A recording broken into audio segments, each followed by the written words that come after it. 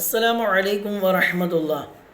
ത്വഹ റസൂലുള്ളാഹി സ്വല്ലല്ലാഹു അലൈഹി വസല്ലമ തങ്ങൾ മഹാനായ അലി റളിയല്ലാഹു അൻഹുവിനെയും സുബൈർ റളിയല്ലാഹു അൻഹുവിനെയും മിഖ്ദാദ് റളിയല്ലാഹു അൻഹുവിനെയും ഖാ എന്ന് പറയുന്ന തോട്ടത്തിലേക്ക് അയച്ചു. അതായത് ആ ഖാ എന്ന് പറയുന്ന തോട്ടത്തിൽ ഒരു പെണ്ണ് വരും. ആ പെണ്ണിൻ്റെ കയ്യിൽ ഒരു കത്തുണ്ടാകും. ആ കത്ത് നിങ്ങൾ വാങ്ങിക്കൊണ്ട് വരണം എന്ന് പറഞ്ഞു. അങ്ങനെ 3 പേരും ഇതാ ഖാ എന്ന് പറയുന്ന ആ തോട്ടത്തിലേക്ക് കടന്നു ചെന്നു. അവിടെ ഒരു പെണ്ണ് വരികയും ആ പെണ്ണിനോട് കത്ത് ആവശ്യപ്പെടുകയും ചെയ്തു. ആ പെണ്ണ് പറഞ്ഞു, എൻ്റെ കത്തുകളൊന്നുമില്ല, എഴുത്തുകളൊന്നും എൻ്റെ കയ്യിലില്ല എന്ന് പറഞ്ഞു. ആ സമയത്ത് അലി റളിയല്ലാഹു അൻഹു പറഞ്ഞു, അത് തന്നേ പറ്റൂ എന്ന് പറഞ്ഞപ്പോൾ അവിടുന്ന് ആ പെണ്ണ് ആ കത്തെടുത്ത് കൊടുത്തു.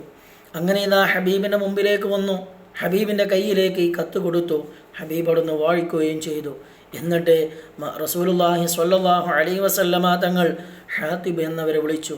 അല്ലയോ ഹാത്തിബ്, എന്താണ് ഇത് എഴുതി വച്ചിരിക്കുന്നത്, എന്താണിത് എന്ന് ചോദിച്ചപ്പോൾ ഹാത്തിബ് റളിയല്ലാഹു അൻഹു പറയുന്നുണ്ട്, നബിയെ, നമ്മൾ മുഹാജിറുകളാണല്ലോ, നമ്മുടെ സ്വത്തുകൾ മുഴുവനും മക്കയിൽ ഉപേക്ഷിച്ചു കൊണ്ടുപോകുന്നതാണ്.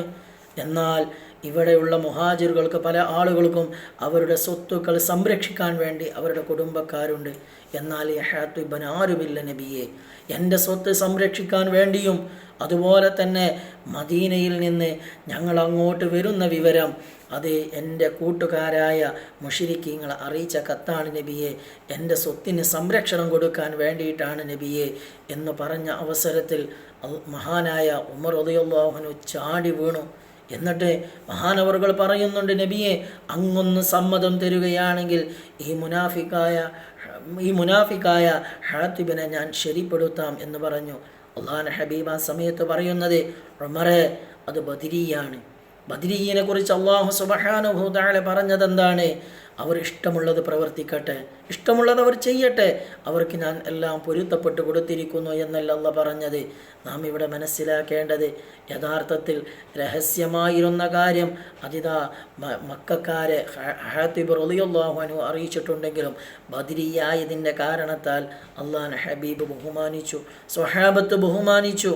അത്രത്തോളം ബദരീങ്ങൾക്ക് മുസ്ലിമീങ്ങളിൽ വെച്ചുകൊണ്ട് അള്ളാഹുവിൻ്റെ ഹബീബിൻ്റേത് കഴിഞ്ഞാൽ പിന്നെ നമ്മുടെ ഉമ്മത്തിൽ വെച്ചുകൊണ്ട് ശ്രേഷ്ഠമായത് ബദരീങ്ങളാണ്. അല്ലാഹു സുബ്ഹാനഹു വ തആല അവരെ സ്മരിക്കാനും അവരുടെ ഹഖ് ബറക്കത്ത് കൊണ്ട് സ്വർഗം ലഭിക്കുന്നവരിൽ നമ്മൾ ഉൾപ്പെടുത്തട്ടെ. അസ്സലാമു അലൈക്കും വറഹ്മത്തുള്ളാഹി.